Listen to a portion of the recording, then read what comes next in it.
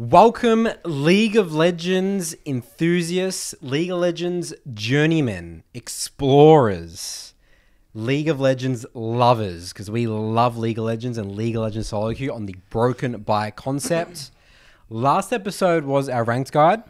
Everyone loved it. Great conversation. Everyone in the comments was talking about what their goals were. People started thinking about where they want to be by the end of the season. One thing we sort of did touch on was bouncing back and recovering from failure. Remember we used to use the saying, Curtis? Embrace the suck. Sort of lost that a little bit, haven't we? Like, yeah. we didn't, that was probably like the episode range of like maybe 40 to 50 or something. Okay. Embrace just sucking at the game and just being like, this is where I'm at, and just get excited. Like, okay, where can I improve? What the areas, you know? And you know what we talk about all on the podcast is everyone's going to be shoving at you that you have zero talent. You don't need a process. You're just going to be where you are because, you know, you have this video game experience. And I think we've lost that a bit. I want to just revisit this. And we have a great example here from one of our community members that made a video.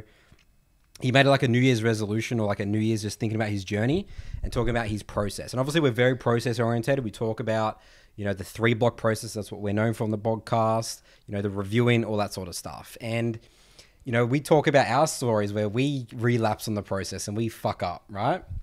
So I've not shown Curtis this video. I didn't even know what we're looking at. You may or may not know this person. I believe you might. He's in Yes, that's Kovar. That is Kovar. So he's obviously in the Mid Lane Academy. Yep. He also spent some time in Sol 2 learning jungle and stuff. And we're going to watch this video. We're going to... You can pause it if you want. It's all good. Like, you can like... Cause it's about 5-6 minutes. Yeah. Okay. Yeah, so we can take a break and pause it if you want to like cut in, or we can just literally watch it through. Okay. So if you feel the need to talk, Curtis, we can get into it. Okay. So let's get started here. And at this time, as I'm sort of beginning this, I don't. It's kind of coincidental. I'm very glad I found it. I came across Coach Curtis's content, and I don't know if you guys know anything about him. If you guys, my friends, you guys know I literally love this fucking dude with what he does.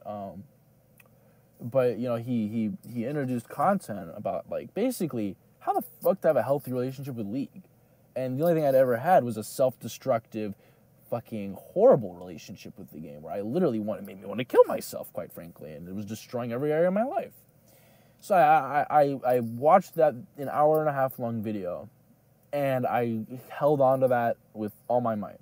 Talked about playing leagues in blocks, so you don't, you know, like in blocks of 3, you only play 3 games of league, and then you VOD review. I've never VOD reviewed a game in my life at this point. I've never even played in a block of 3 at this point in my life. I've played in like blocks of 10. And so I started to commit myself to that. And like, you know, and what's really insane to me is, you know, all these like beginnings and like starting to do these things is what really people really struggle with, right? This beginning change thing. But I really wanted to do something with my life, and that became my motivational fuel, right? And so I started to do shit, started get this process, started getting in contact with Coach Curtis. I was like, yo, I like your shit. Like, how can I get in contact with you more? And he was like, yo, I got you. And then we started getting in contact with each other about things. I started to run more. I started going from 1 block to like 2 blocks. Okay, 2 laps around the fucking block. Kind of cracked, I know. Into my park, I ran 1 mile, 2 miles, 3 miles. That's kind of fucking crazy. Started to run 3 fucking miles. It obviously took me many months, but I did it. My list went from, you know, 3 fucking things of making my bed and taking a shower to where now today it's like literally fucking, I have my whole fucking day sketched out. And like I have shit I gotta do. And you know, I don't want to jump immediately to today, but basically, you know, shit started to go until I hit many failures. And I had no idea how to cope with failure, because I had never even really experienced failure. In high school, I was kind of naturally, literally good at everything. Just press space bar. Yeah. One thing I want to interject here. He raises a really, really good point in the sense that I resonate in the sense that at around his age, I'd never really tried at anything. Like, tried really hard. And I think for a lot of people, they haven't really experienced genuine failure.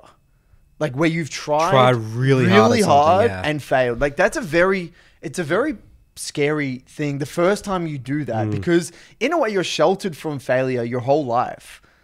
I mean, at least in a Western, we're in a very privileged, Yeah, I'd say Eastern, knowing some Eastern people, like Korean culture and stuff, that's way harder on you if you fail. Like if you fail school, but for me, like school would be the main thing that you'd say that you're trying and failing in. But even you fail, it's a school test. It's like, for me, it was like, and my parents didn't really go on me on it, Well, it's kind of like, it's not the end of the world. And always, I don't know, I for me anyway, my narrative at school was always like, oh yeah, I didn't try anyway. Like that's at the back of my mind. Like, sure, I gave it some effort. Even when I did study, it wasn't 110%. I didn't give it my all.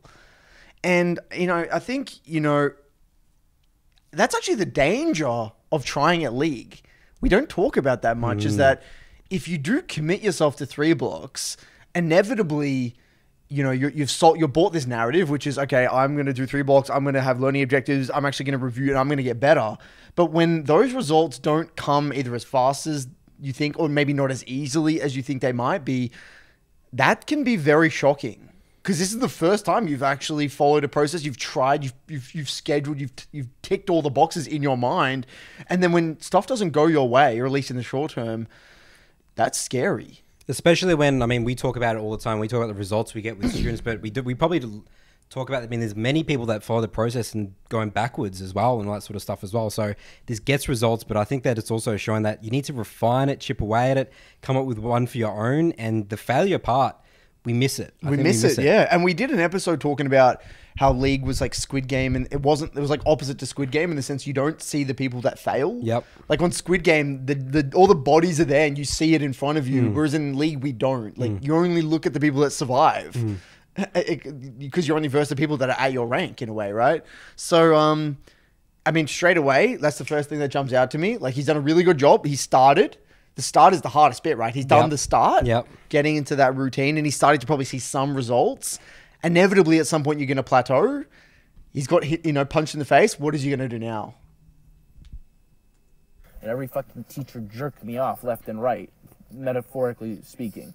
And that, like, my trumpet teacher was saying, oh, you could go and fucking play in a symphony. My fucking math teacher was like, oh, you don't need to do this, blah, blah, blah, blah, blah, like, whatever. I had teachers telling me, like, I could do whatever the fuck I wanted. So I never really failed.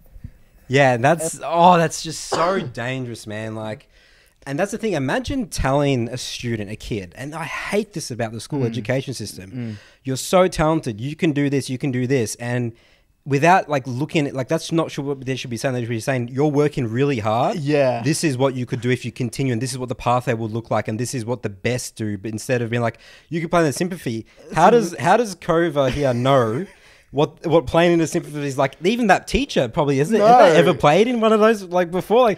Like or they were in a low level. Like this is like career choices and stuff, right? So, it's just so dangerous. I hate talent. You guys know me on this podcast. Talent may exist, but I just refuse. I'm very stubborn on this. But let's say he did well, right?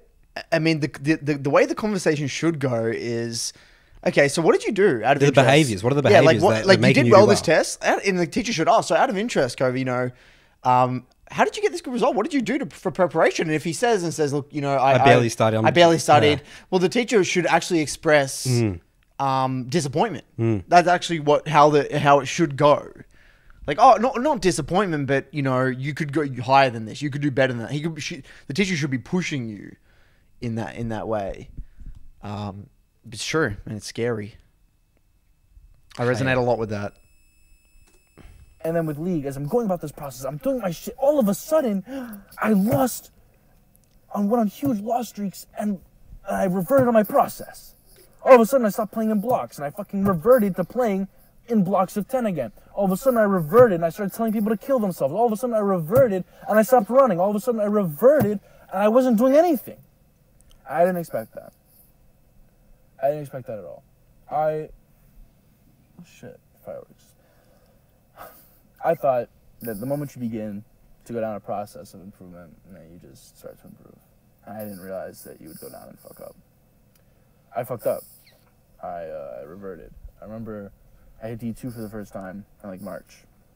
I had D2 with like a 55% win rate. Literally sub, like 150 games. 150 games I hit D2. Like a 55% win rate. And I'm all the way down to D40. And that killed me. And emotionally. Not because of the rank. I didn't give a fuck about the rank. But because of the reason that it dropped was because I reverted on everything. And rebuilding yourself has got to be the most hard shit, bro. Starting ain't even close. It's rebuilding and then wondering, is it even worth it? Like, is it, like, you know, when you like, I feel like when you come from this, like, super shitty mental state, and you start to try and rebuild, you like, oh my God, dude, you just doubt yourself in every instance. Like, how do you know I won't fuck it up again? You know, how do I know that it's, that I can change? How do I know that, you know, there's any difference being made whatsoever in anything I do? Yeah, that's a very powerful thing. What you just said. It's very powerful. I mean, kind of ties into what we spoke about in last episode, just the believing, you know, and it's easier said than done, you know. Like, if you have someone actively in your life around you that has done it, then it becomes very doable. Like, if he had a friend that he lived with that was in a similar scenario to him and or not, maybe not even similar, but just got to Challenger, that was in his area, like in his vicinity, he would probably, like, same age, same school he went to or something, because you can relate to them. You can somewhat relate. Like, you wouldn't be you probably wouldn't struggle as much with the rebuilding process, but because in a way he's probably the only person on his own around him that is doing this. Sure, he's in a Discord community, he might see other people get results, but he doesn't really know them. He doesn't really he's not interacting day to day with these people. But what's interesting, there was a story about how, I think it was something about, like, was it like the minute mile or something like that, when someone, it was like, people said it couldn't be done. I might be butchering this completely, but as soon as one person did it, in the next year, like 17 people did it. Just as that one person did it. That's right, one person had to do it. It's just like the belief of, like, it's just, if all it takes is one person to do it. Yeah.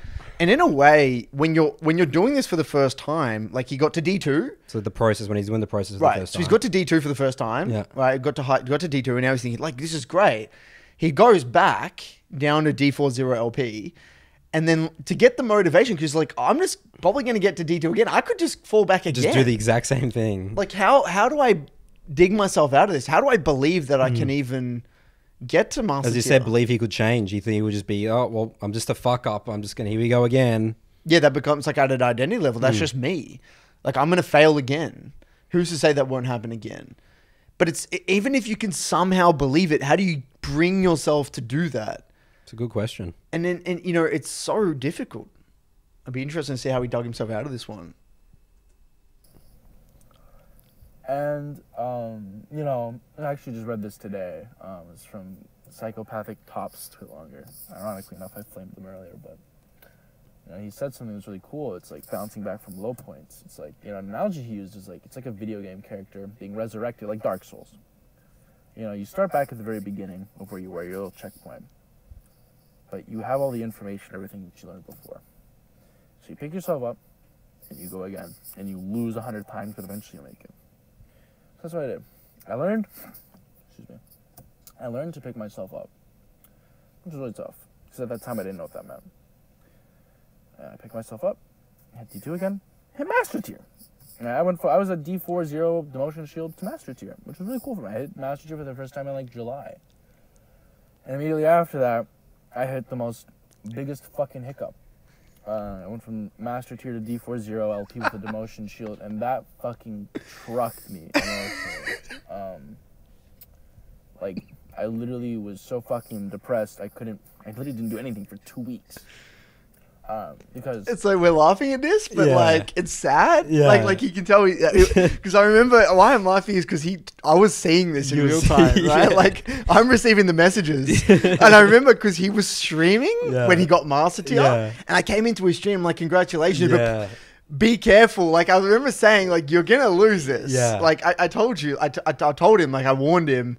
You know, now this is where it gets very difficult. And I remember, like, I just knew it was coming as well. Like, I knew, like, the way he was It was like the whole build up. All behind you, I was like, yes, go over your master. Now you're never going to have to worry about diamond again. You're literally going to be, here we go. We got the process. Keep going up Because again. the funny thing is at that point, you've got everything to lose. You have nothing to gain in your mind. yeah. It's always everything to lose. So you're walking. You've got like all this stuff on your back, on your shoulders, and like it's just this huge. I imagine like this thing like balancing on top of you, and it could fall at a moment's notice.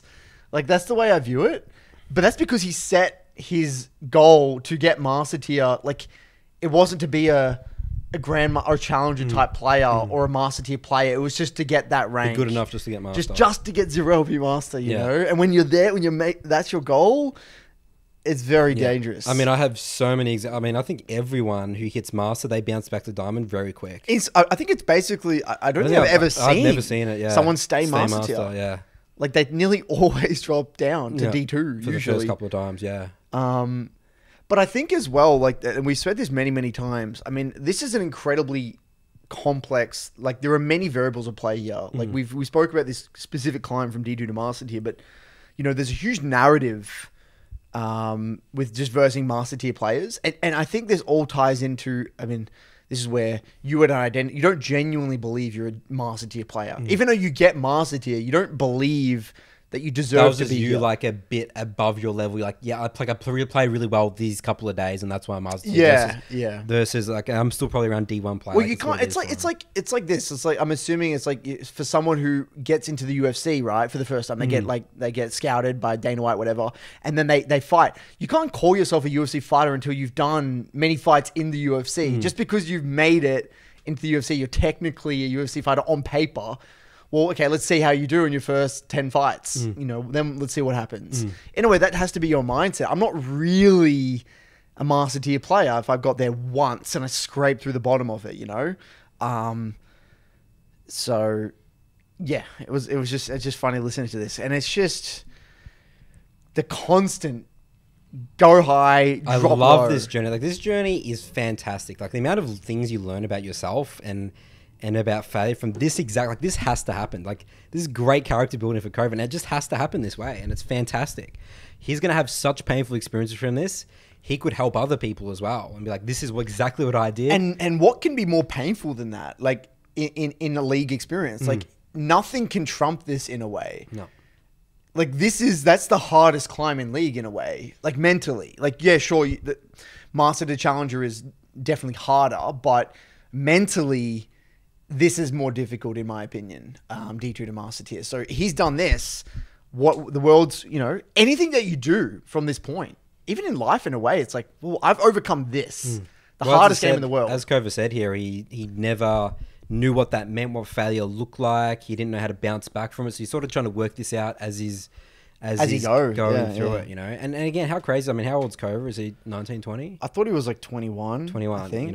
Like, isn't it interesting? It's 21 years old takes to learn something like this today, Yeah. And that's why I think sports, growing up, like, traditional sports is just so good because it teaches you these things, But we never viewed it like that. We never viewed it like that. I never viewed it like that. It could have been used. Again, I think that sports, again, for the education system in schools is just not... Because, I mean, again, you're just around people that will be talented and you just think that... Because we were just around talented... Well, talent... I feel like the talent matters a lot more when you're younger. It does, yeah. Like, I feel like like, if you play, say... I mean, in Australia, we play footy, like AFL, Australian football. It's a very physical sport with the guys. So it's sort of just genetics, It's just genetics that comes into play. So it's like, you're going to be immediately discouraged. Even if you will grow eventually, the period in which you're small... It just matters massively. Like, it's a huge difference in someone's physique just going through puberty, essentially. And sometimes someone goes through puberty when they're, 15? Sometimes it takes them till they're 18 to really have their growth spurt. I didn't grow till I was like 18. So I feel like talent plays a huge role, but I don't think the teachers, or at least the role models we had, they don't really push, and at least in Australia, in our country, they don't push the benefits of sport, really. Do they? Like, I guess they kept saying, oh, you got to be fit and healthy. Like, that's like the whole narrative. Like, it's good for being physically fit, I guess. But I never viewed it as like an actual mental building. No, I didn't. Never, ever, ever. The thing as well is also the best players, they wouldn't be working that hard as well. No, you never That's saw the anyone thing. work No. hard. No one like was at the gym after school, Yeah. like pounding weights, and you don't see people train super hard. I mean, I'm sure there was some. I know one of my friends, Carl, he did train pretty hard. Yeah. When he was younger, but we just didn't see it. You're not around it. Yeah, that's the thing. You don't see it. Or they wouldn't talk about it. They wouldn't talk about it. Yeah. Yeah. It's interesting. Yeah. All right, let's continue on here. I knew the reason I dropped wasn't because I wasn't good. It wasn't because I wasn't good enough to be a Master 2 level player. It was because I reverted. I stopped playing in blocks. I stopped, going to gym consistently. I stopped focusing on school. I stopped doing other things in other areas of my life and focusing on that. I started to become addicted to League again, and I fell. And then seeing myself do that huge drop, it just fucked me, and it made me think again, am I really able to do this? And you just have all these fucking thoughts go through and shit, man. And you just think, and of course as well, I'm gonna mention this is a little side note. I'm not depressed anymore. Yeah, so I think that was like one Right. for this one. Yeah. I wanted to. I was going to interject here anyway. Humans are masters of creating narratives.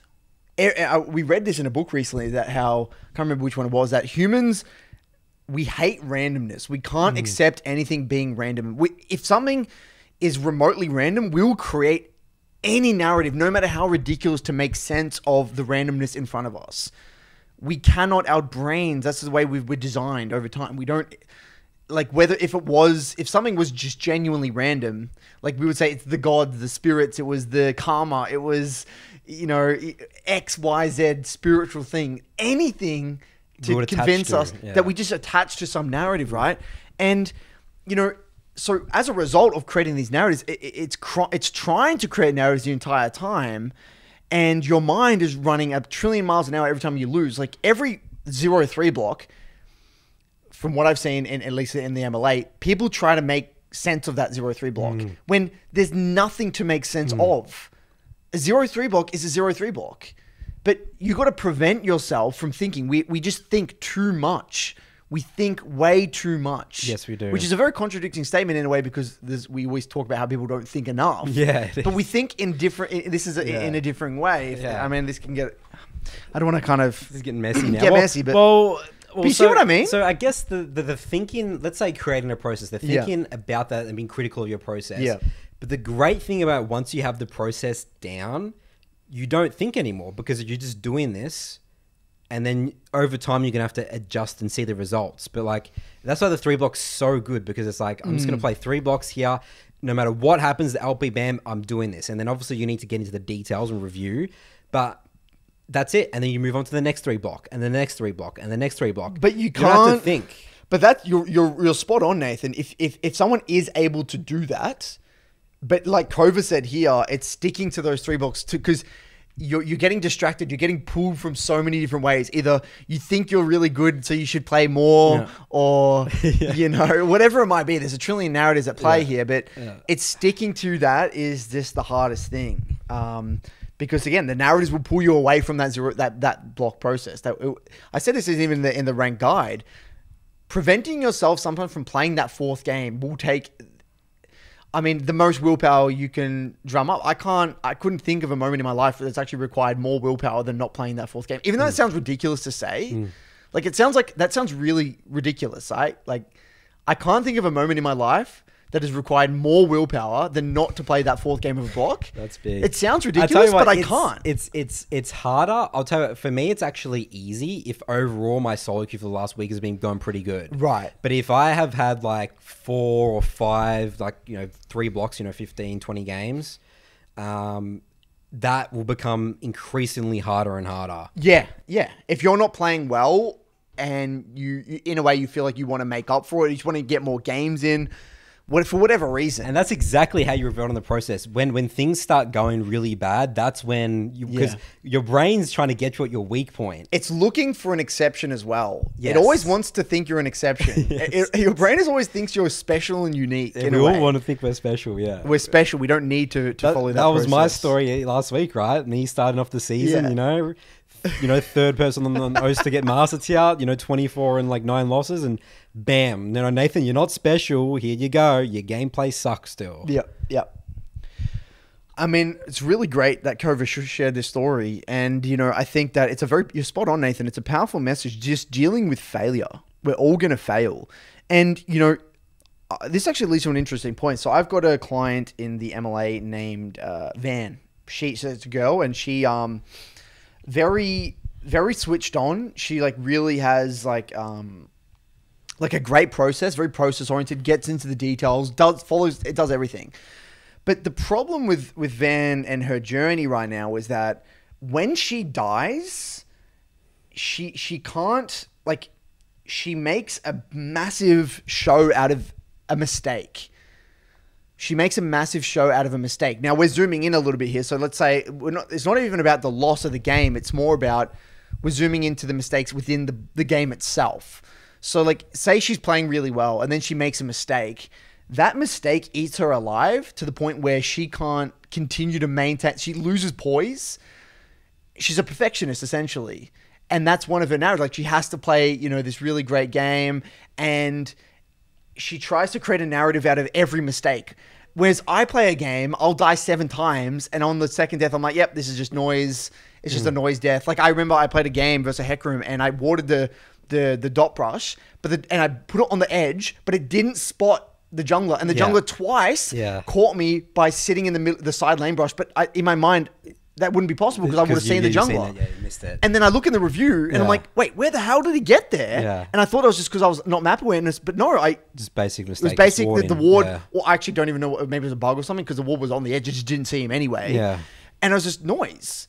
And I'm okay. I can drop that. I can die there and say, You can move on real quick. I can move on real quick. I can let go. Sense, yeah. And I think a lot of these problems, whether it's Kova in the 0-3 blocks, whether it's Van in making those mistakes, whatever you're struggling with, I think one of the core issues, Nathan, and it's always coming back to this, is differentiating between noise and signal. That's my toolkit, actually.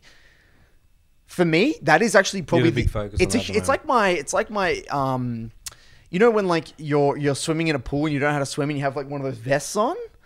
Like, it's a thing that keeps me afloat. It's actually my mechanism that prevents me from like creating narratives. Like, it's like the anti-narrative tool. If I can sort between noise and signal, then I will know that I won't let my brain I won't latch on to things. So Signal is looking for the most important parts of the game, or got to do with what you're focusing on your learning objectives. Yeah, things that I can genuinely learn from that are impactful in my overarching journey of my just getting better at the game. Things that relate to my learning objectives and things like that. So let's say advice for people getting it, because you have enough knowledge and experience to identify, differentiate between noise and signal, right? And I mean, if you really think about it, that's what our review process is, because we review with clients, right? We could go over one VOD for a long time, but I'm very good at just skipping through, just trying to find things that we just need, and then bam, got a learn objective, bam, done, move on to the next VOD, right? Yeah. That takes a lot of time and skill, I believe. It does, yeah. So...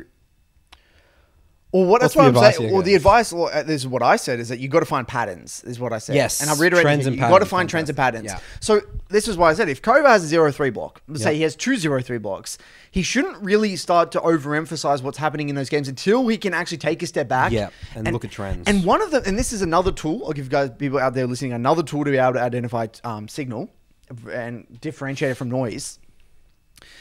I personally am in the mind that most people can't objectively review their own games after a block. So let's just say you have a 0-3 block. Your mind is going to be telling you a trillion reasons as to why that was the worst block. You played like shit. You deserve to lose, whatever it was, right?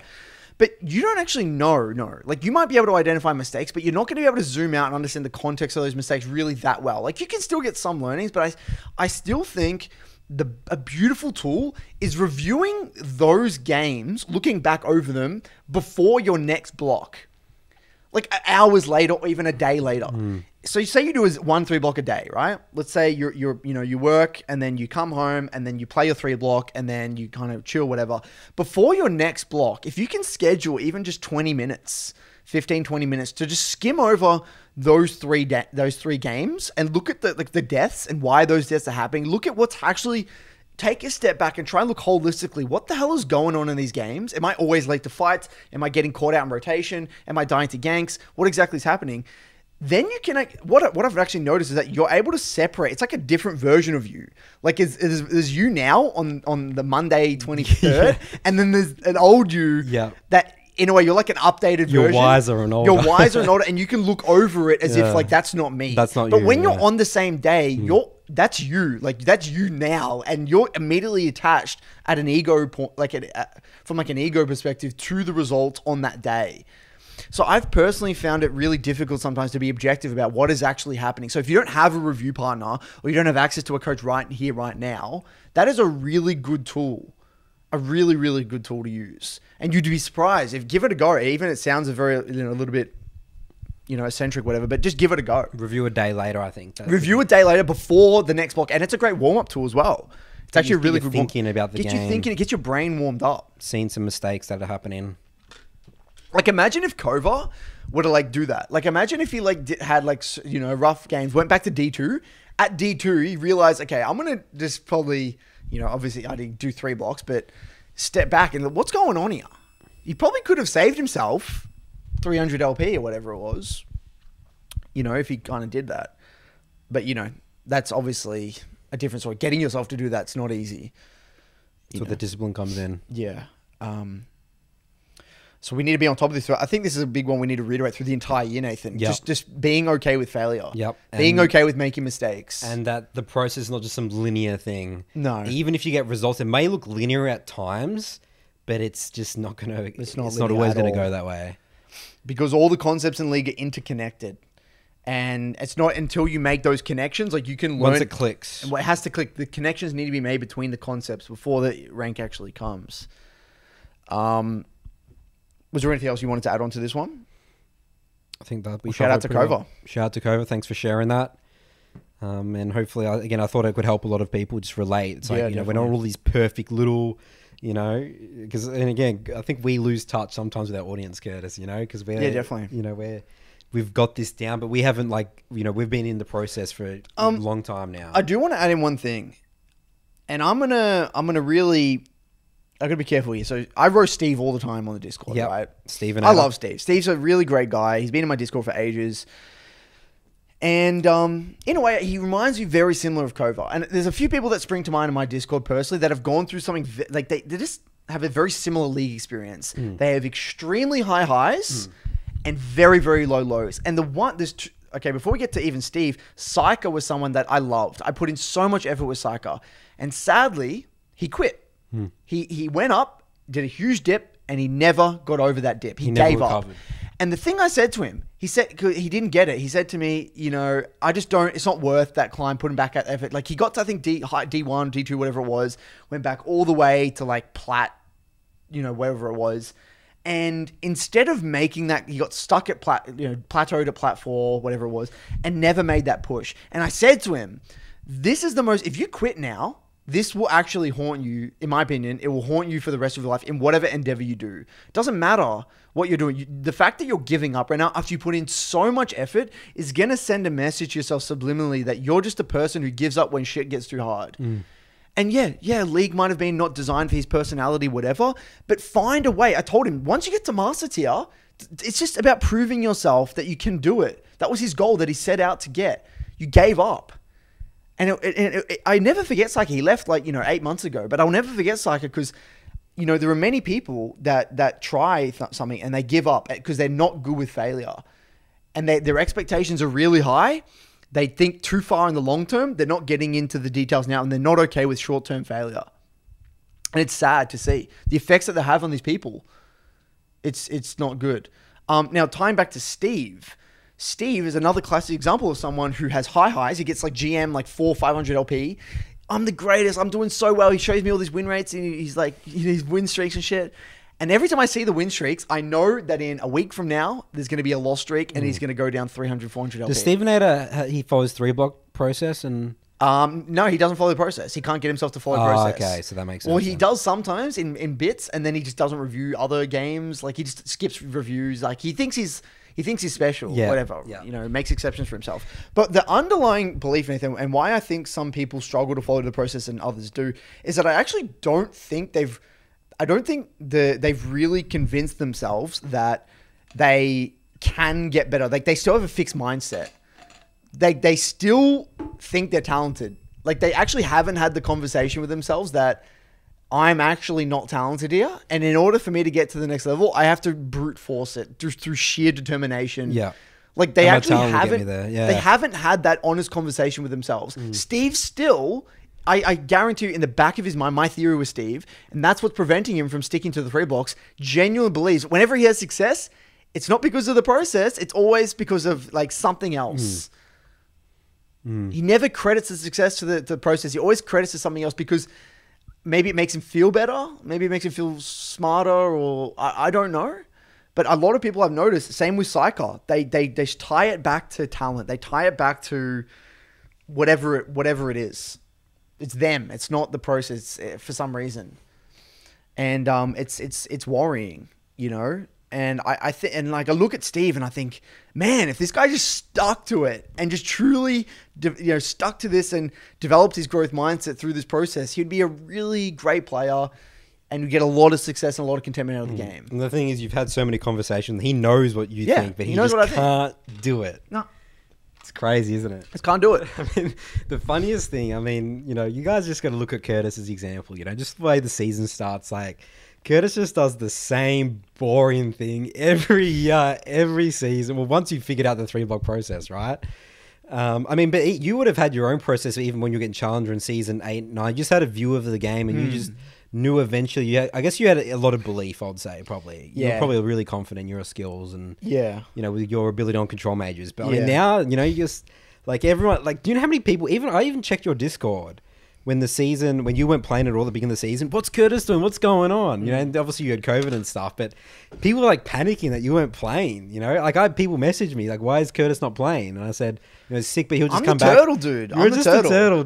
I'm so patient. Like I'm just so patient, dude. And you gain, yesterday you gained 100 LP, dude, just doing 3 blocks. I just did 1 3 block, 3R, log off. That's it. And that's all he does. And then the next day... It's just so slow. And then, in 3 months' time, we'll see Curtis 1,000 LP, It will happen. It's just slow. It's inevitable. Yeah. But it's just patience. Like, it's patience. Everything good comes with time. That's what you got to do. You got to brainwash yourself that that's what it's going to be.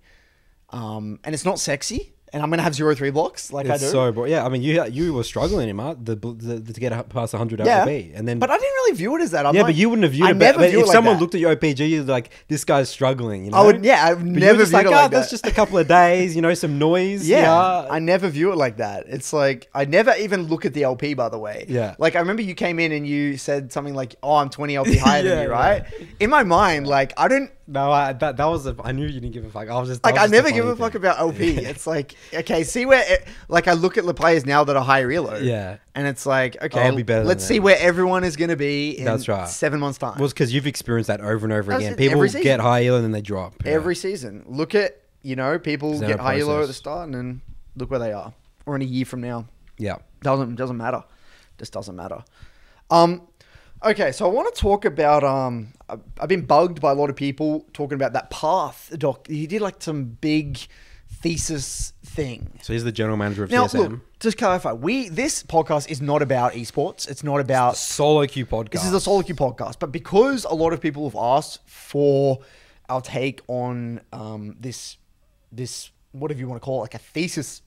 It's like a huge development document talking about how development is going to be done or should be done in NA to turn the region around or whatever it is, right?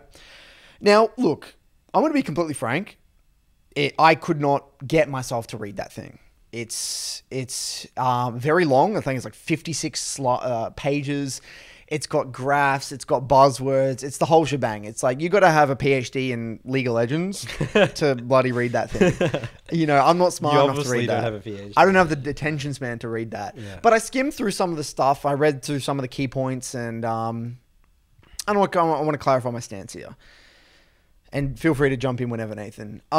I think Nathan and I have made it very clear many, many times on this podcast how we would go about altering NA solo queue and NA just in general. If you go onto YouTube right now, you type in "broken by concept," the death of NA solo queue, NA League of Legends or something like that.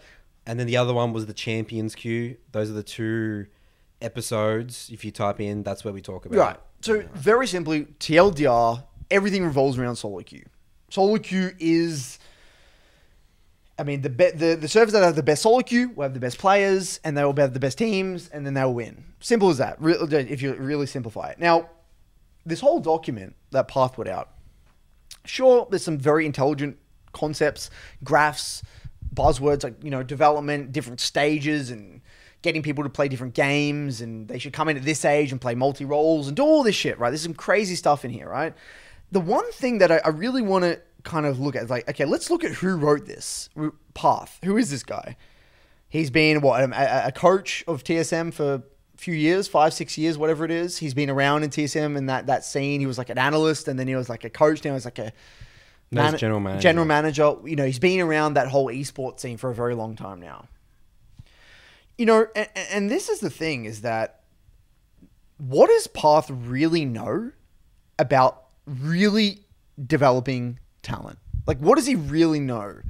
Now, if you think of someone with a PhD in like in a traditional field, like you think of someone who studied how the heart works for 7 years, they're like they specialize in how the heart works, and if they wrote a thesis about one specific element of the heart, they would have a lot of merit. Like, it would make sense to listen to their theory, and like they would have a lot of evidence to suggest like that you should listen to them, right? I wouldn't even say 7 years. I mean, we're talking about like papers that get published in Science like 20 years. Right. You know? A cardiologist who's been working in the field for 20 years, 25 years, and have a theory about how it works, whatever.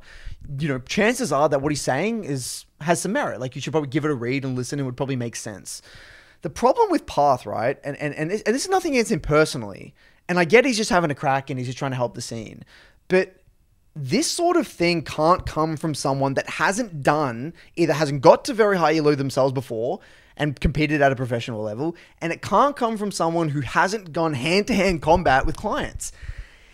Unless this person has literally worked, you know, done that, we call it hand-to-hand combat, but one-on-one style coaching, seen what people struggle with at every differing rank, on every differing server, differing demographics, differing age groups, whatever it is, and done the work, seen the problem, spoke to them. How does one person go from gold to platinum? How does one person go from platinum to diamond? Where does someone need to direct their attention in the game to go from diamond 2 to master tier? How does someone kill the nexus more effectively in master tier to go from 0 LP to 400 LP, to 400 LP to 700 LP, 700 LP to 1K LP? Those are huge skill gaps. There is a football field worth of distance between a grandmaster player and a challenger player. It's a metric ton of distance. Right? And so when it comes to talent development, it's coming from people that haven't done the work. They haven't gone into the details. They've only worked at the highest level. Sure, they've seen some talented amateur players that have come through, and they've done some little conversations, some little hold hands around a circle and talk shit. They've worked with pro players and seen how they work. You know, there's stuff there that he could probably has a lot of merit at the very pro level. You cannot talk and write a thesis about something that you haven't done the hand-to-hand combat with. So, sure, you know, there's probably some things that could theoretically work. But at the most simple level, you're talking about something that you don't even know how it feels, what it looks like. Have you actually coached someone from Master Tier, which is an amateur player a lot of the time, I mean, or even like a Grandmaster or a low Challenger player to high Challenger? At the end of the day, what people seem to forget, people like Parth seem to forget, is that solo queue is the great test. If someone is a very talented player with the package, they have all the skills, whatever, you know, they will naturally, the players that just make it, they're going to be the highest elo players, the best players on the server. We've seen time and time again, all the pro players are the top players on the solo queue ladder, always. So the problem isn't how to get someone, the problem isn't how to get someone from rank 1 to a top pro player. That's not the problem. That's not the problem. That's already done. The problem is to get as many players as possible pushing to take solo queue seriously to get to the highest level and like go from like master tier to challenger and like just increase the entire intensity and the whole solo queue environment within NA. That's all you would have to do. Now, if you look at this, there's many things preventing this from happening. Solo queue, a lot of pros don't take solo queue seriously nor play solo queue. People scrimming over solo queuing. Just in general, coaches not emphasizing the importance of solo queue, not having individual coaches. I mean, there's a lot of things going on here that people take away. And even when someone does get high rank, people say, oh, it's only NA solo queue or whatever it is. Like, there's a trillion narratives going on that is preventing a young kid from actually wanting to pursue getting high rank in solo queue and taking solo queue seriously. And this, whatever that whole thesis is, you know, it's kind of missing the point and it's overcomplicating the issue big time. So that's all I'm going to say about it. You know, and yeah, there might be, it's not the most sophisticated argument, what I'm getting at, but it's, you know, let's fix the 25%ers first, yeah, right? Instead of going to 1%. Let's get someone to actually take solo queue seriously and get into the review and like really focus on champ mastery and role mastery and try to actively pursue rank 1 before we even think about going pro. Like, you're not gonna develop. What is developing someone from? What do you even mean, really? You know, it's like, it's such a buzzword. No one even knows how to do it. Like, let's just focus on solo queue.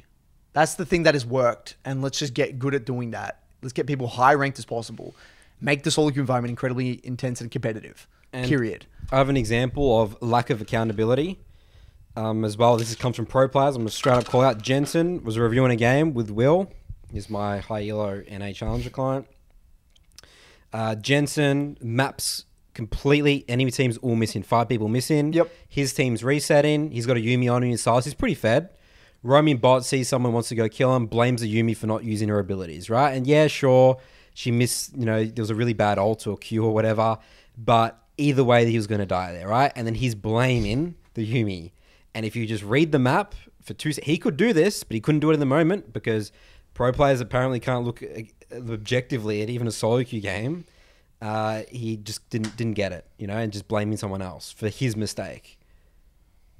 You know, like why are we not worrying about that instead of what some 17-year-old should be playing other roles or some other games, you know? It's just pathetic. It's absolutely pathetic. And it just pisses me off. Like, pro players can't even take accountability. No. You know? And that's coming from the top. That's coming from the role models. Champion. That's coming from the best of the best. Top 4 at Worlds, top 8 at Worlds, you know? Yep. That's it. So there we go as an example. Very simple. And I'm sure I can have many other examples. Many examples. Throughout the year with... and the other thing I will note, the player-based thing is a thing, but it's a very small thing because it wouldn't make... There's more OST players in NA than NA or something like that. It's some ridiculous... There's so many OST players in NA playing in both the LCS and Academy. We have a 1/6 of the player base of NA. It wouldn't make any sense to have that many OST players if it was pure player base. On paper, if that was a thing, we wouldn't have remotely a chance. Not even a chance. So there's that as well. Moving on. All right, I have another topic, and then we can jump into mailbag, I guess. Okay, before we get into this topic, let's take a bit of a break. Okay. All right, so the next topic for today's podcast, we talked about belief last episode. Yep. And I want to talk a certain subsection of the player base. And I have a story here of one of my Soul 2 members listened to that episode and came talking about, you know, his belief. Okay. People that have been around the same elo for years and years and years and years and years. Okay. So I'll read this one out. So, hi Nathan, backstory. I started playing League at the end of season 2. So it's basically almost 10 years now. Every season I was playing about 10 games almost every day. A couple of seasons I was around bronze, silver, blaming my teammates for every loss. In season 7, I realized that this game is much more complex than I thought. So I started watching tutorials and coaching sessions and I reached gold. I was still playing 10 games a day without any process, just queuing up, finishing every season with more than 1,000 games played, finishing every season gold for 0 LP with warning of expiration demotion shield. I'm stocking gold for 5 seasons now. I know that I have a lot of great game knowledge. I'm spending a lot of time watching videos or programs and reading about League. After playing League for so long, I know every champion and his identity, every item.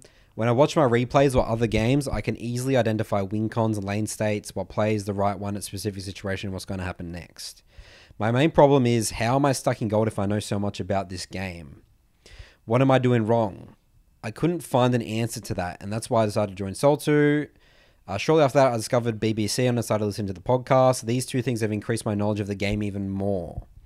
I'm in Sol2 for 4 months now. I'm following 3-block process, reviewing most of my games and taking 5 to 10 minute break between every game. Playing 1 or 2 blocks every day.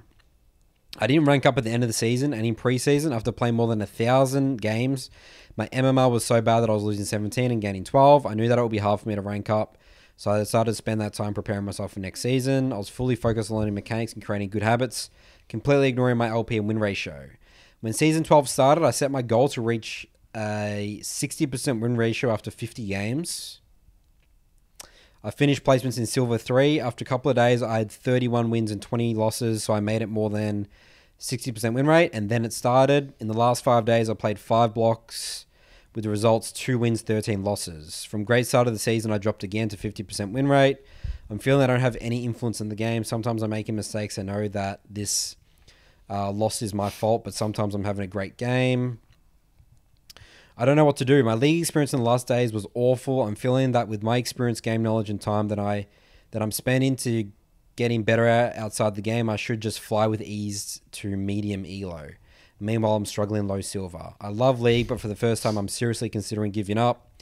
After being stuck at low elo for so long, maybe it's time for me to face the truth and just realize that I'm not good enough to play league at a decent level. There's 2 things that spring to mind, Nathan. I want to jump in here. Love it.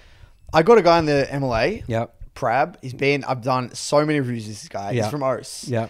And I told him, so this is what, like, I'm pretty brutal sometimes. And I told him, you've got no talent. Like, you're actually really bad at the game. Yep.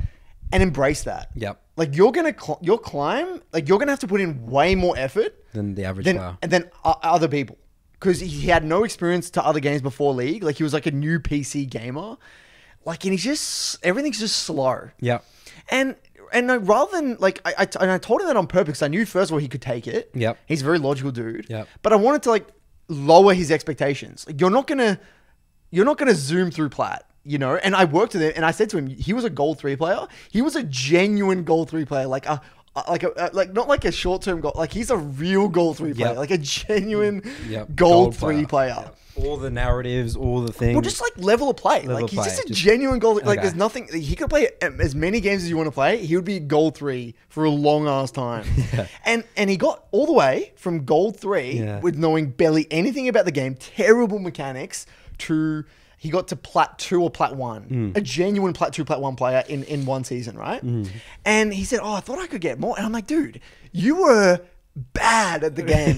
Like, you were shocking. Yeah. And you're a smart player. You've got Yeah. decent movements. You've got great champ mastery, and you're a genuine plat 2 player. He'll easily get diamond next season, you know, because he's following the process. He does the reviews. But one thing I told him is, like, you just don't, like, sometimes, like, his feel for the game was just off.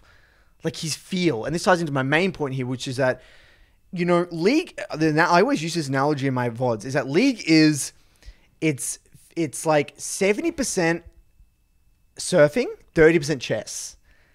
That's how I view League. And why I say it's a combination of surfing and chess is that chess is a very strategic, logical type of game. I'm assuming there's feel involved as well, but we'll put that aside for now. But surfing is a very balance is a very feel-oriented thing. You got to feel. So you got to have an element of 30%, say it's 30%, 25%, maybe even 20% of strategy and thinking and understanding. But you also got to have the most of it, 70 to 75% of it is going to be feel. You don't think about how much damage you do. You don't think about how much damage you can take. You don't think about how much damage you do to a minion. Most of what you do in League is actually largely feel. So with Prab, what I did is we did a lot of reviews, and I would just say, yep, just do it. Just feel it. Do it. Don't think. Stop thinking. Because he would think about everything. Yeah. Curtis, he would ask me the most ridiculous questions. Like, Curtis, on this wave, you know, should I, like, just really in-depth wave stuff? And I'm like, okay, you know, this is good. Like, now you kind of get it. But now once you got that, like, I get it. Let's stop worrying about that for now and just die. Just go in and die. Go in, do your damage, and die. Yep. And just do it again and again and again. And, like, he slowly got it. He started to simplify, think less. I actually told him in many, many reviews, you're thinking too much. think less, just feel. Try to kill your goddamn opponent. I tell it, and this is why I had another guy today, Zed player, Platinum.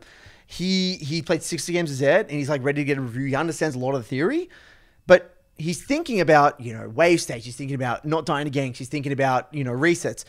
You know what he forgot? Just killing your goddamn opponent. You can just walk up and arm and kill him. So I said, okay, you got to think less now. You've got like the fundamentals of the champ down. You even think about the game well, but now you just got to put that all to the side for now. Learn what your limits actually are. Then we can reintroduce the stuff that you've learned, because right now you're over-indexing on chess.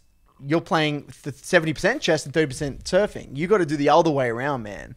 So whenever I hear that sort of story, that guy is what in the past we would have called like an analyst, a Reddit analyst, a theorist. Because he thinks he has great game knowledge, everything. But specifically, what you got to do with those sorts of clients is you got to get them to not think and just really play to feel and feel the game out. Like go in, just try to kill this person. If you were trying to kill this person, how would you do it? Like think less. That's the advice I would give players like that, because a lot of the time these players, because they're thinking so much, they either don't go in, or they hesitate, or they're scared to go in, or whatever it might be, depending on the champ they play, right? So feel. And the only way you develop feel and intuition is by doing something and then going into the review, looking at it, either registering as a positive experience and looking at why it happened, or registering as a painful experience and looking at why it happened. And just do it again and again and again. Right? Does that make sense? Yeah, I love it. I think that's spot on advice, to be honest. That's better advice than I gave him. I talked about the belief in sending that Tony Robbins thing and stuff like that. But I definitely think that's an element of it. I definitely think that. I mean, that's what my problem was when I got back to the game, is I was overthinking the shit out of the game, The less I thought, the better I was. Yeah.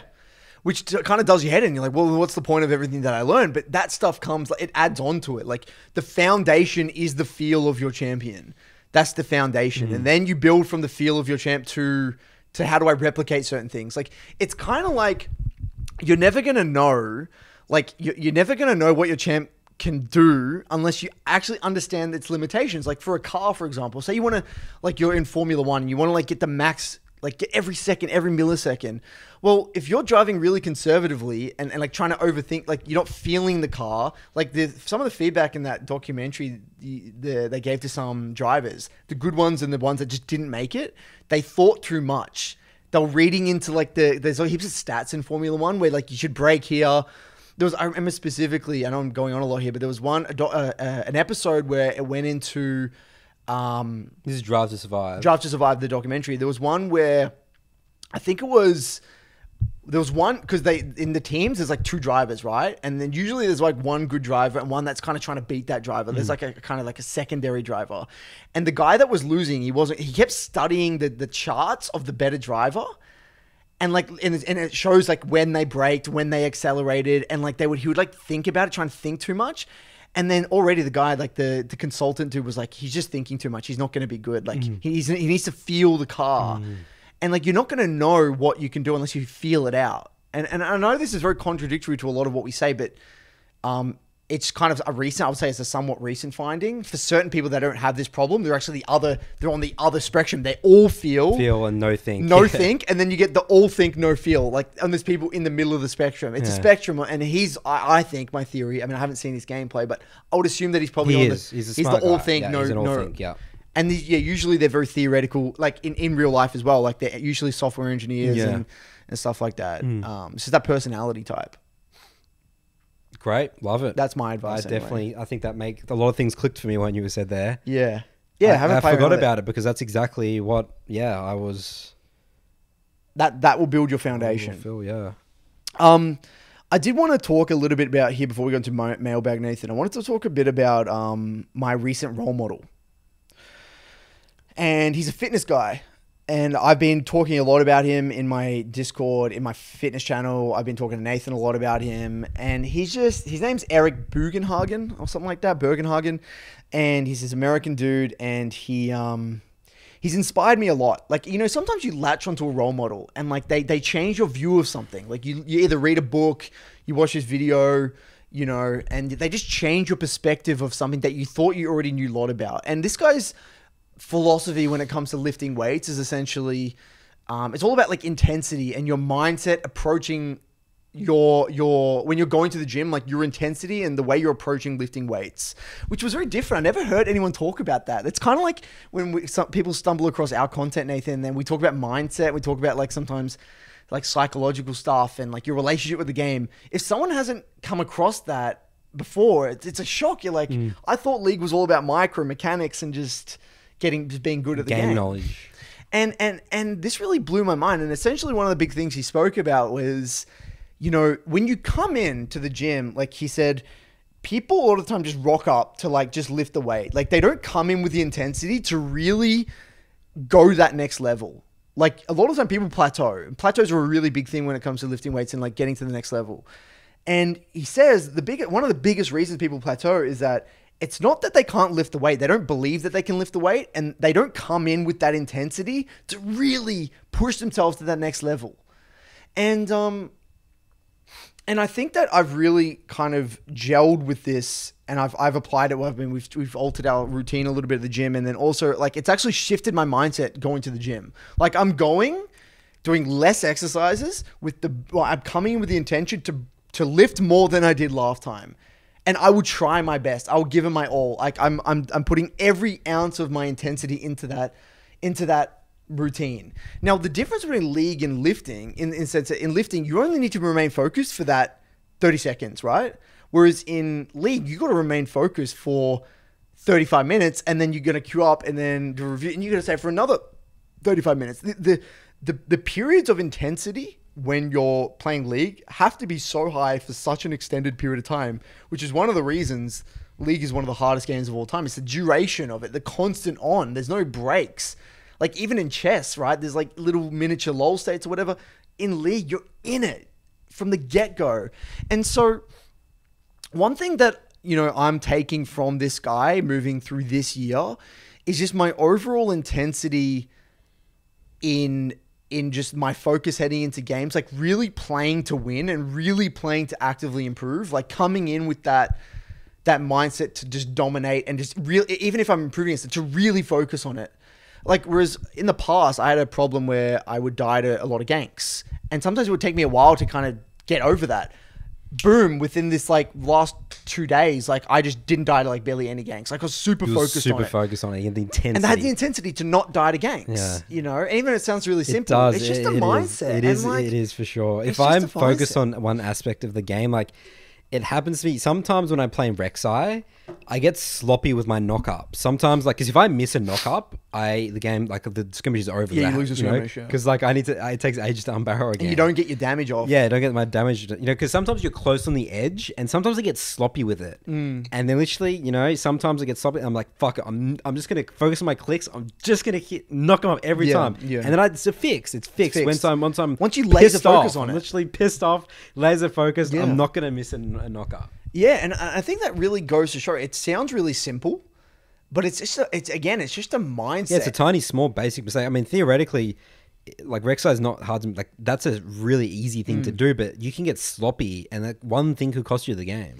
And this is the thing is like, you know, it's very easy to go through the motions in League. Like, it's very easy to sit on your computer, say, all right, I'm going to listen to Curtis and Nathan's bullshit 3-block. You go in, you log in, you do your warm-up autopilot, and you go in and you play. It's very easy to just go through the motions. When something is a routine, it's very easy to check out. So in a way, like... You need the process plus you need the intensity. And the intensity, you've got to find a way to get it. And look at that story from the Salty member Bart. That's the same. Like, he could be 3-blocking, but it could be low intensity. It could be just low intensity. Just play for the sake. Do a 3-block for the sake of a 3-block. Because that's what Nathan and Curtis told me to do. Throw it into oblivion. Let's just throw this 3-block out there. Let's send it, you know? Let's send this 3-block out there and whatever happens, happens. I mean, there's a big difference as well in the gym. Like, if you think you can do an extra rep, that extra rep is like game-changing. It always reminds me, Nathan, of that Kobe Bryant story. It's on one of his motivational clips, and it was like he went to China and he was holding like a training routine for like some Chinese kids, and they were doing like some exercise called suicides up and down the court, and like some kid like didn't they didn't touch the line, and like was like I think like maybe like 20 centimeters away from the line, and then he stopped it and said like, you know, everyone doesn't get the prize or whatever it was. And then you got to do it again. Like you got to do an extra 20 or something. And then, And again, it's the same thing. It's the mindset. You've made the effort to come here. You've already done all this work. Why give up when you're that close? Like, you've made the effort to get on your computer, log in, do your warm up, and like sit in queue and go through the loading screen, pick your champion. Fucking play, dude. You've made it this far. If you're gonna do it, do it. Like, don't half-ass it. Let's go. Let's go. Like, if you're gonna do it, do it. If you're not gonna do it, don't even show up. You know, and that's like my mindset. I think why I think we struggled at the gym for a little bit through a certain period of time is like we're just showing up. Yeah. We're just showing up. Sure, we got the discipline to get there, but zero results. If I'm gonna go there and I'm gonna like pack my bag, I'm gonna catch the tram, I'm gonna go to the gym, I got to stretch, got to go through it. Might as well put in the effort to get the max value of like why I'm even here in the first place. And again, it just ties into that mindset. It's just putting in that effort. And that's really inspired me. And it sounds like a simple thing, but it's been a big inspiration for me just to kind of as like a wake up call. It's just a wake up call. If I'm going to 3-block, let's make this the greatest 3-block, period. And find a way to get it done. This is where I talk about warm-ups. I talk about motivational videos. People laugh at me for that shit. I talk about like playlists, talk about whatever works for you, whatever gets you off, man. Get into the mindset. It's that mindset. And you know, shout out to Eric for, you know, helping me with that. And it's true. It really is true. But yeah, want to share that one. Love it. All right, let's jump into Nathan's mailbag.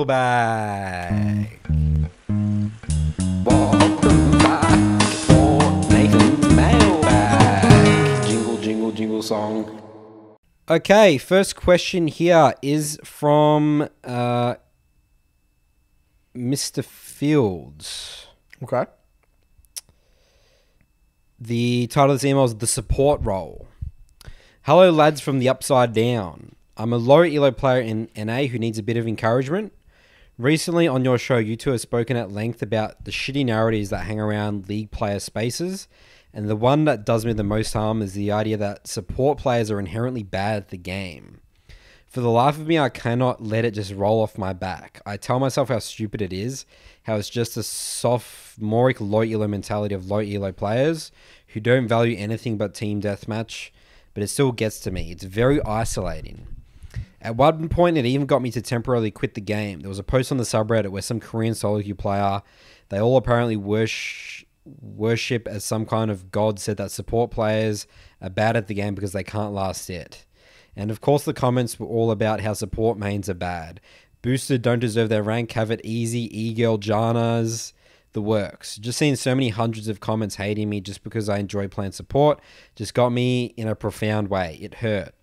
It's not even just the subreddit too. Not too long ago, I got into Nice's content to try and get better at the game. Until one of his podcast interviews, he and the interviewee agreed that Enchanter players are inherently worse at the game than everyone else. That almost felt like a betrayal. I thought he wanted to help players like me. I don't know why I like support so much. I just like screwing up what the opposing team wants to do more than advancing my own game plan. Even when I play my other role, jungle, I spend a lot of time, maybe too much, hovering around lanes because I really, really, really want the enemy jungler to show up so I can murder them for even so much at looking at one of my carries. I just love making the enemy team hate me. Anyway, thanks for all you two do. You can't begin to imagine how much it means that there's a space that discusses League with maturity and common sense and not the same childish bullshit that pervades everywhere else. All right, so we need to encourage Mr. Fields here. Okay, so where I want to start here, Nathan, is first of all, Mr. Fields. Okay, so let's quickly do a quick definition of what is. Okay, it's even hard to get into this. Like, what is more or less skilled? Objectively, there is more room for error as a support player, especially an enchanter.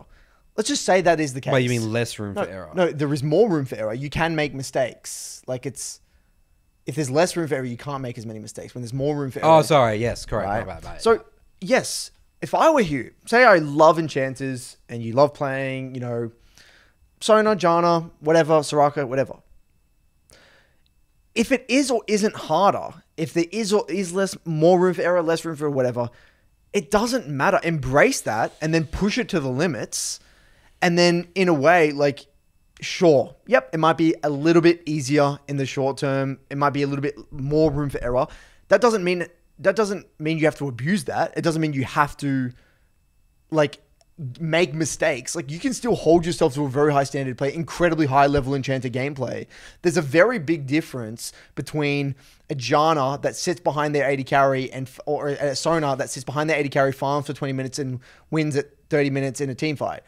Comparatively to a Sonar that gets up in their face, walks that tightrope, it's beautiful quality vision, great wave management. Dude, that's good at the game. It's good at the game. That's it doesn't good at the matter. game. There's no such thing as like, it might be easier, but there's always levels to the game. Sure, there's more room for error. You can do that style where sit behind your 80 carry, be a bitch for 35 minutes and win the game, and that will climb to a certain point. But the best enchanter players don't even play like that. They bully you in lane really hard. Yeah. They shit on you. They control the bushes. They exert immense amount of pressure on the map, get great quality vision. They're hard to beat. Dude, my learn objective is support Enchanters roam, dude. Like, Janna's roam all the time. Holy shit, dude. Do you know how many games I lost to a Janna recently? Well, the rank 1 player in O's right now is an enchanter player and plays a lot of Janna. I mean, the skill cap is still very high. Regardless if there's more or less skill, you still could be the best at your craft. It's like imagine playing American football. Sure, you can theoretically say that like the quarterback there's more skill cap involved in being a quarterback versus like a defender. But who cares? It's your role. If I'm a defender, I'm going to try my best to get the max, do the best I possibly can to be the best. Most disruption in the game. How can it be hard to beat, period? Yeah. Be hard to beat, period. Doesn't matter if you're playing whatever champ, be hard to beat. So as long as your mindset is like, how can I push my champ to the absolute limits and show what, these champs are really capable of and like just be a beast and try and push the absolute limits of like my role, then nothing else matters. Everything is noise. Because the people that will complain, I mean, the best 80 carries will like to play with great quality enchanter players, period. I would love to have a great enchanter player on my team that dominates their opponent. Yeah. Period. Yeah. Whether or not I'm better at them at the game holistically, who cares? LP is LP. You enjoy the game how you enjoy the game. And again, I just can't get that. Those players are very good. They're very Still good. very good at the game. To get high elos at enchanter and play, you have to be good at the game. You have to be very good at the game, period. It's just the way it is. I mean, a lot of the time, the people that genuinely complain about enchanters like climbing and stuff, a lot of the time they're just insecure about their own level of play. Most of the time. I myself have been frustrated, and usually when I've said that, because I'm going to call myself out, I have said that at times, even in my Discord, sometimes I'll say, oh, this person just spams enchanters. Wait, what about Yuumi though? Okay, regardless, whether it's Soraka, Yuumi, Sona, whatever, like I've found myself saying something like that. Okay. And I'm going to call myself out. I've said something very similar to Nice like that before, out of frustration, because like I can't make a single mistake, but they can like still get caught out and the game will get extended and they'll win the game, right? But at the end of the day, it's just an excuse that I'm told myself. Like I'm looking for an out. You are, yeah. Like it's all just me. It's just insecurity. Yeah. It's all just ego. It's all just me looking for an excuse. Yeah. Like it's me being pathetic. Like that's all it is. It is. It's true. Like I'm just being a loser. Yeah. So people like myself, and I'm defending Anissa a little bit here, is that people can get frustrated, and we're not robots all the time, and I'm sure Nice didn't mean it like that, but yeah. And so objectively, yes, it is a little bit easier, but that doesn't stop you from being a beast, period. Man, even the Emus, I mean, there is mechanical things in terms of soaking up abilities, getting off and then jumping back on them and stuff. Ward locations, knowing when to roam. Just wave management, bush control, like actually landing your poke tethering. Yeah, it's not that baiting simple. out abilities. Just a bad Yuumi obviously would sit there, like a gold or a silver Yuumi would just sit on them. Well, yeah, doesn't require skill. But if you want to climb as a Yuumi player, I mean, especially in high elo, that's really hard because you're getting dived every cannon stack. You know what I mean? Like it's not that easy. So that's the message. Bring it back to mastery. Yeah. No one can shit on you, and even if they did, who cares? You're playing the game the way you like. Be the master at it. Pursue mastery in that style. Push your limits. All right, next question here is from Keegan. Title's email is long-term plan. Hi, Curtis and Nathan. My name is Keegan. I wanted to say that I love your podcast. I've been listening on Spotify constantly ever since I discovered it last year, almost as much as I've listened to music. The way you two view the game has inspired me to take more control over the way I view everything, especially League. I only started playing about a year ago during the height of quarantine, so I still have an absurd amount to learn about the game. My goal is to be the best overall player I can, with my current lifetime goal being that I can play any role, at least a gold or plat level player. However, I started exclusively as a jungler since I was told it would help me learn the game and improve overall the fastest. After listening to the first few episodes of the podcast, I realized that was a huge error and switched to mid lane at the beginning of the season. I'm currently in bronze, one trick in Annie, with the plan to add one more champ around silver so that I don't create too many bad habits with Annie, and then eventually add in another champ after I hit gold. My secondary role is currently ADC, where I play Tristana, and I plan on dodging if I'm auto-filled or my champs are banned, but luckily neither have happened yet. Is mid with ADC secondary a good way to learn League fundamentals the fastest, or am I making it too hard for myself? I'm open to changing either role to anything else. I just want to maximize every game that I have, since I'm only able to play 5-ish 3 blocks a week due to being a full-time college student with a part-time job. I think it is better to start at a lane and then move to jungle if you like jungle. I think you ideally want to get to at least, if you can, I think in a perfect world, you would probably get to plat 4 and then swap to jungle. I think that would be ideal if you wanted to go down that route. You can climb from silver to gold as a jungler and go down that route, but I think you probably would be a better overall player if you kind of learnt the basics of lane and understand how lane works, then move to jungle. Yeah, I agree. So I would say there's that, but I think mid AD carry is fine. The only thing I don't like about what he said was have a third champ in gold. Too many. I would have 2 max in gold. Yeah. 2 max, that would get you all the way to plat, and then you rock and roll in a plat, and then you can decide what you like the most. Whether you like jungle, you can go to jungle, whatever you want to do. But yeah, mid AD carry is fine. It's a great one. The reason AD carry is good is that it's a very simple role. It allows you to utilize some of the micro that you've learned in mid lane. Pretty straightforward. What bugs me a little bit here is talking about this mindset of what's the fastest way to learn the fundamentals. Like, it's like a really logical thing. It's a good question to ask, but you've got to enjoy and have fun at the game. Have fun. You know, like if I start thinking about that, it's not gonna have fun, man. Like I mean, you know, if you like ADC, sure and stuff, but Yeah.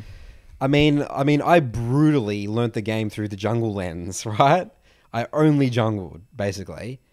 And that took me longer, but I had lots of fun doing that. Well, even with Annie, you know, if you don't have fun playing Annie, you're not going to make it. Like at some point, you're not going to make it. Like there are other champs that you can learn the fundamentals on. Sure, Annie is a great one, but like you got to find a balance between a champ that allows you to learn the fundamentals and you have somewhat of fun on, right? So if you genuinely don't like Annie, you're gonna it's gonna hurt.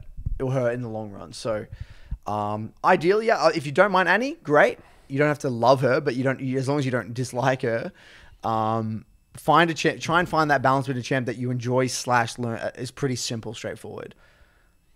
Yeah, I mean, my perspective, you'll learn the game way faster if you're having fun. Agreed. Well, because you have Even the motivation. If it's slower. Yeah, again, it's tying into that mindset. And then when it gets hard, you'll power through it. Well, it's tying into that mindset, Nathan. You're going to rock up to the block with the intensity, like going in, just having loving fun. it, yeah. You're not going to be like, oh, here we go again. Yeah. 3 shitty Annie games Because again. this is the fastest way to learn fundamentals. Your focus is going to be so low. I hate that. I really do. Yeah, agreed. Something to keep, definitely, he might like it, might not. Something to keep an eye on. Next question is from Patrick. Champion pool traps. A frequent topic of conversation on the podcast is maintain a small, consistent champ pool that you play every year over year. Curtis has talked frequently about players who are consistently challenger do so with the same champion year after year.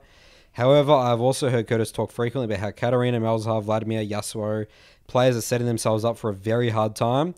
Nathan has talked about how Amumu and Warwick players frequently teach themselves bad habits that need to be unlearned and often don't wish to go through that process.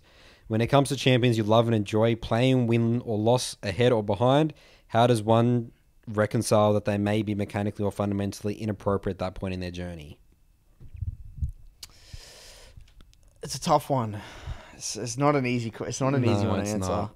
Look, it really ties, like, okay, so I'll put it very simply, and then You might have a different opinion, Nathan, but not everyone is playing to be a pro, right? And there's so at the end of the day, if it takes you 2 years to get to the rank that you want, or it takes you 3 years, at the end of the day, it's a hobby's a hobby. It's not really the end of the world.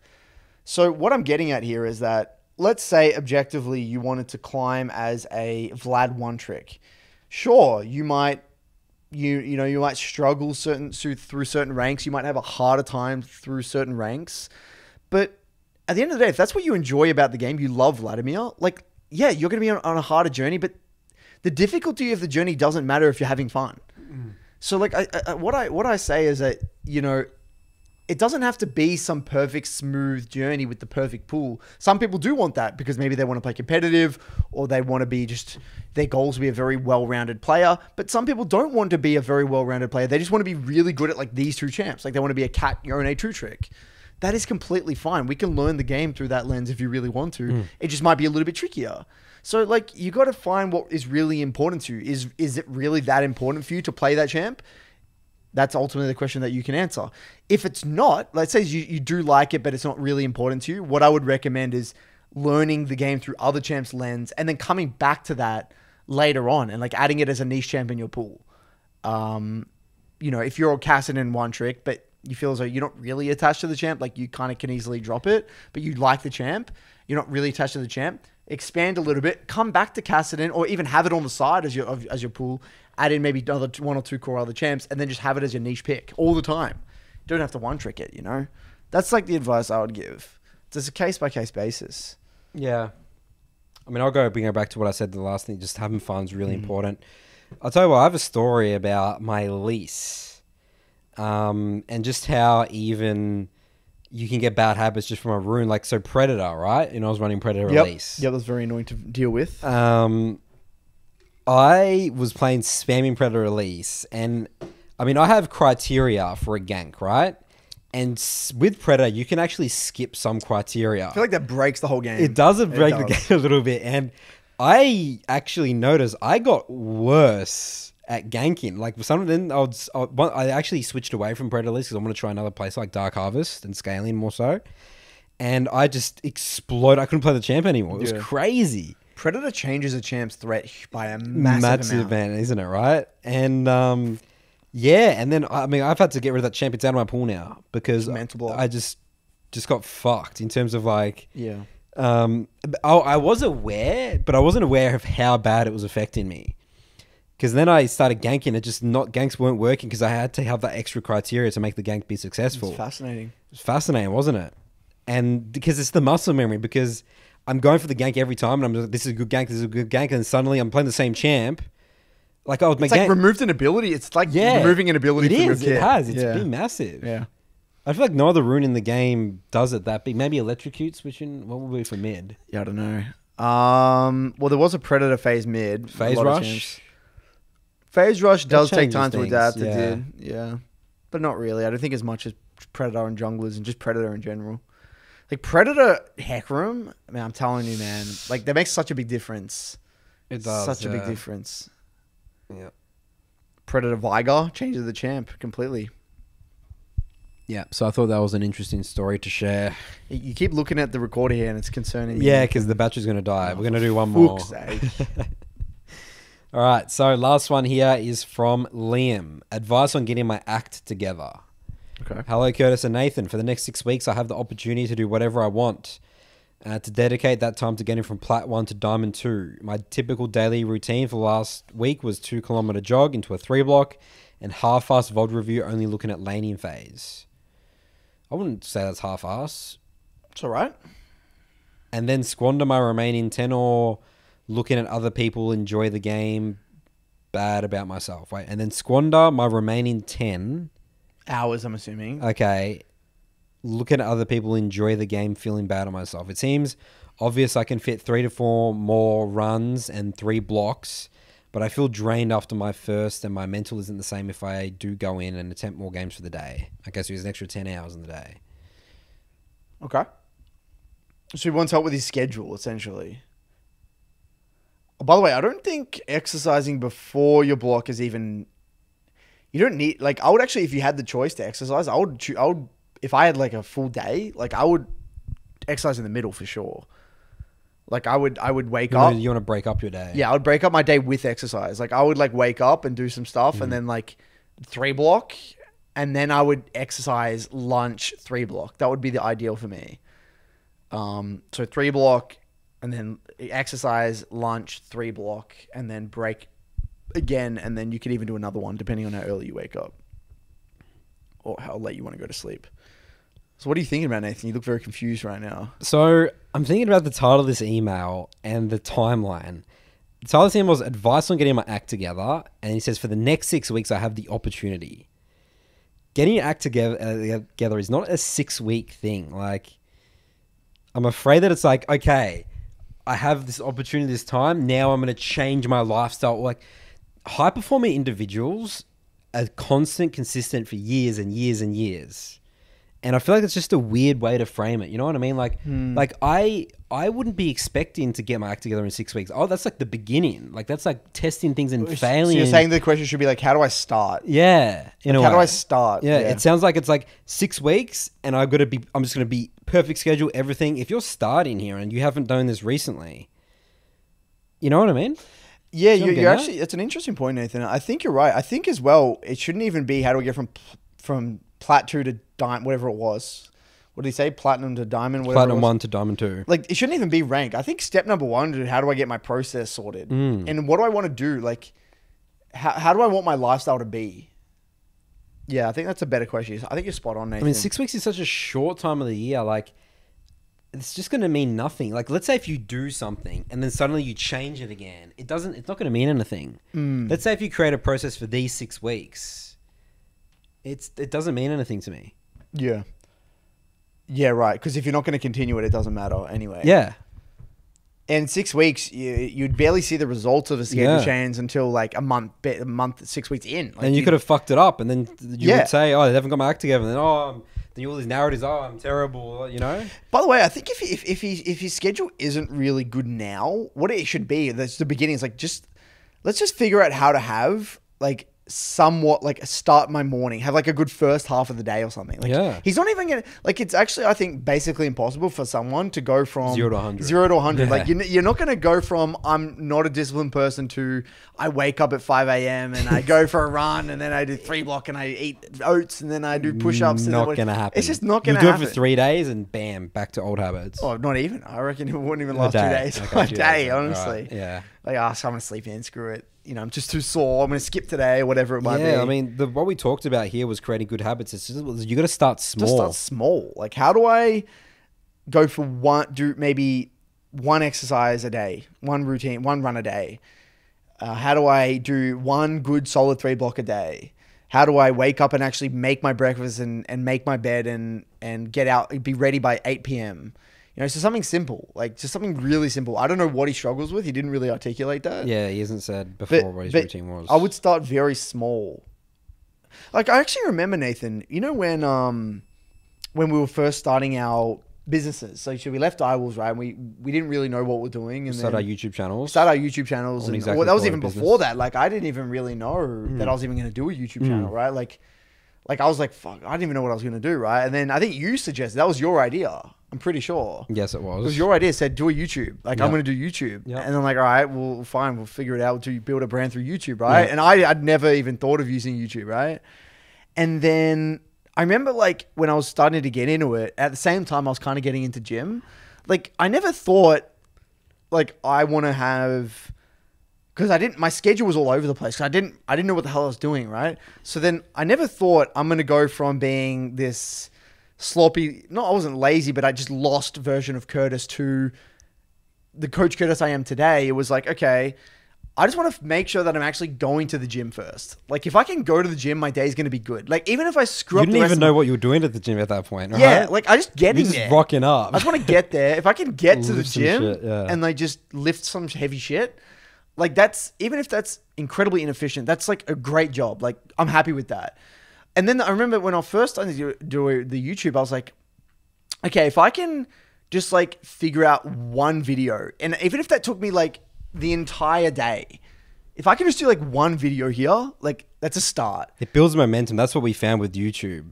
Especially when I was doing 2 videos a day, that became my momentum and my norm. And then it suddenly became easy to do 2 videos a Right, day. yeah. But we never thought... And then I got better at that. And then I sort of created a process around how to make videos and my But it reviews. started with just, let's just do one video. Yeah, that's what it started. It's just, how do I do one It video? was like, I'm going to review a jungle game. Terrible review, right? No idea what I'm doing. Okay. I remember my first video was literally bad advice. It's still on my YouTube channel. It's actually, there's so much missing in that video. About I can't watch my part. I will never, I won't watch my I can't video even watch my coaching sessions from 8 months ago, dude. Nah. I can't. Yeah, I can't. I was so... Right? I'm so much better now. You're going to suck. You know. So the point I'm trying to get at is that we didn't just create a process out of thin air. Like No. you start very small. How do I do one little thing? And then you do one thing, you're like, okay, that's roughly how long that takes. I feel comfortable doing that. Then I can add something else in. Now I can, and then I started to create my routine. Okay, I do video, then I go to the gym, I have my lunch, and I slowly added on a thing each time. Boom, boom, boom, boom, until I was doing 2. I actually did 2 videos in a day. I remember one time. Like I was slowly ramping up until, And you hadn't have a timeline. I mean, you were just like, I'm just going to see where it takes me. Because it's just like you listed the lifestyle you wanted. But I mean, literally, you saying 6 weeks to me in the context of a league journey and our experience in years. But even just being a different person in the context of just being a different, just takes evolving. years. 6 weeks is literally like waking up tomorrow and being like, I'm just going to do this for that one day and then I'm going to expect results. Yeah. That's how small 6 weeks is to me in terms of a league journey. It's very small. Very, very small. Going from Plat 1 to Diamond 2 in 6 weeks. It's incredible. That's a massive climb as well. That can take people a whole season. Yep. It's a whole season right there for some is. people. So I don't want to beat you down here. We're not beating you down, but you just got to slow it down a bit because otherwise you're going to do a cover. You're going to go from 0 to 100 and then you're going to fail and go all the way back down. Let's just do it in a sustainable way. Add a little bit in every time. And this ties into one of the things we talk about, in a way, it's the theme of this few podcasts has been belief.